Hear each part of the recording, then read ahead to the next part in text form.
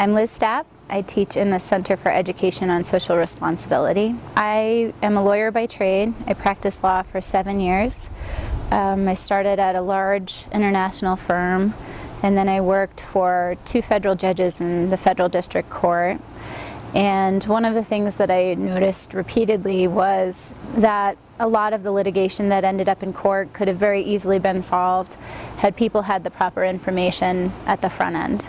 In light of that, I decided that I'd rather use my law degree to educate people rather than to try to save them at the back end. So I started teaching 4 years ago at the University of Denver and taught there for 4 years in the Business Ethics and Legal Studies department.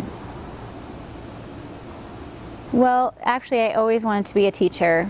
From the time I was little, I used to come home from school and pull out my chalkboard and line up my cats and my stuffed animals, and I would have class. And part of that is I never really understood the traditional way that I was being taught, and it was frustrating. There was a one-size-fits-all learning approach and teaching approach, and it didn't work for me.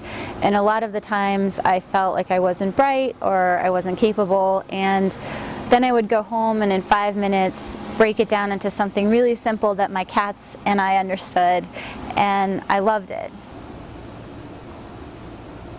I chose Caesar primarily because of Dr. Sakel. I met her 2 years ago and was completely blown away by her dedication and true affinity for her students, which resonated with me on every level. And for me, that's the whole point of teaching. It's not the pay, it's not the accolades, it's not the publishing, it's being in the ground level with kids who really need some guidance and are desirous of it, and a true desire to help them out when they're at that point.